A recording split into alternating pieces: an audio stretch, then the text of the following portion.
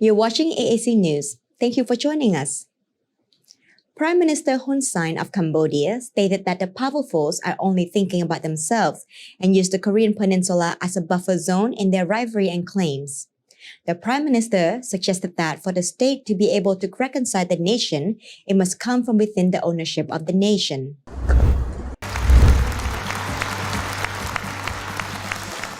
Addressing the Council of the World Summit for Peace at the 2022 World Summit in the Korean Peninsula, Prime Minister Hun Sen stated that peace in the Asia-Pacific region and the world as a whole cannot be separated from the security and peace in the Korean Peninsula, as the world is interconnected. He described the Korean Peninsula as an important gateway to Asia, not only in terms of civilization, but also economic opportunities. Moreover, the effects of the Cold War that divided the Korean Peninsula resulted in the Korean people as the victims of powerful politics. The powerfuls are selfish and use the Korean Peninsula as a buffer zone in their rivalry and claims, he said. The Prime Minister suggested that to find peace on the Korean Peninsula, it is necessary to think about overcoming chaos, mistrust, establishing political and diplomatic negotiations, and should do so regularly. He said that pressure alone could not resolve the conflict effectively. Prime Minister Hun Sen of Cambodia proposed the Two States, One Nation, One Peninsula, One People, One Culture initiative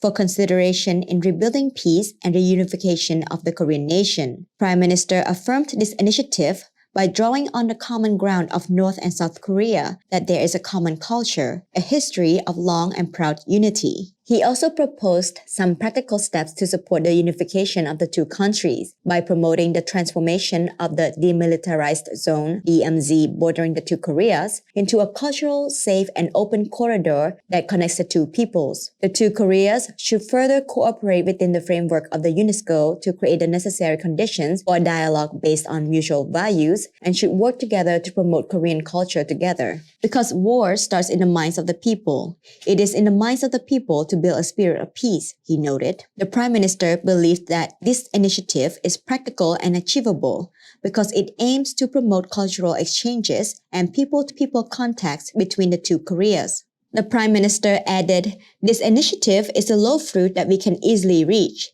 This initiative is inspired by the Global Peace Federation mission's mission to promote common values, mutual prosperity, and interdependence, as well as common principles of promoting mutual respect and understanding, mutual trust, and mutual benefit for peace and prosperity." Korea was split into two during the Korean War from 1950 to 1953, which has divided South and North Korea to the present day. Today, despite the two countries signing the 69-year-old ceasefire, peace on the peninsula remains elusive.